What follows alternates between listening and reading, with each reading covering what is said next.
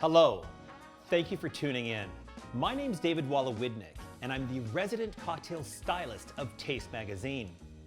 Today, I'm here at a signature BC liquor store, and I'm about to demonstrate for you a wonderful celebratory cocktail for your holiday parties. It's called the Citrus and Cranberry Sparkle. Super simple to do. The citrus comes into play partly with the Tanqueray Seville gin. We're going to start off by taking 1 ounce or 30 mils of this Tanqueray Seville gin. Why is it this color? Well, they first take the Tanqueray gin and then they further complement it with Seville oranges. So it definitely has that appeal to it. Cranberry is next up. 1 ounce of the cranberry juice. 30 mils of each of those ingredients. Now, to give it a little bit more bright character, the lemon juice. 1/2 ounce, which is 15 mils.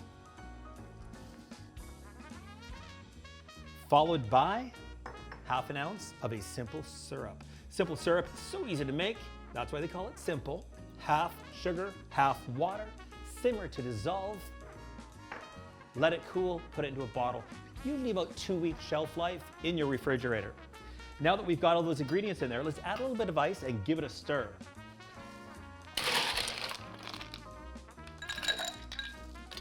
There we go. Let's stir this up. You may wonder, why is he not shaking that? Well, by shaking it, you incorporate oxygen into the mix. Oxygen and the carbon dioxide from this sparkling wine, they don't play well together. The carbon dioxide will be dissipated by the oxygen still there. So a little stir to chill and dilute. This way, when I transfer it to this beautiful champagne flute, I've got it chilled and ready to go. Just like that. Now, let's open up the sparkling wine. When you first remove the top,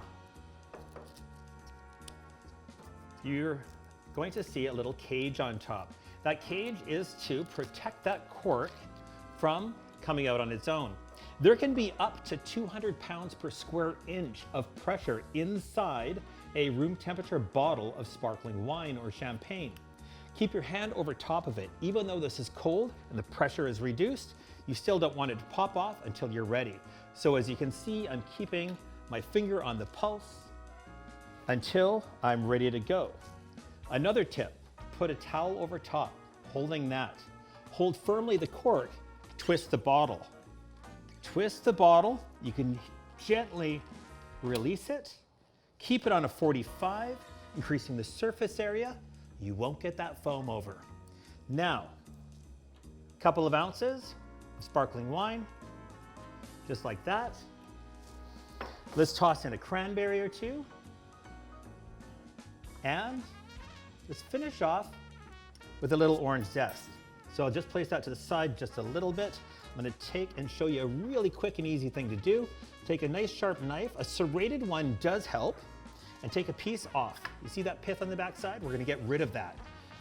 Holding your knife flat and giving you a little bit of pressure against the blade, you can slice off that pith. Be very careful because as you can see, the blade's coming towards me. You don't want to slip. Let the knife do the cutting, don't force it through. Cut it nice and square to give it some decorative shape.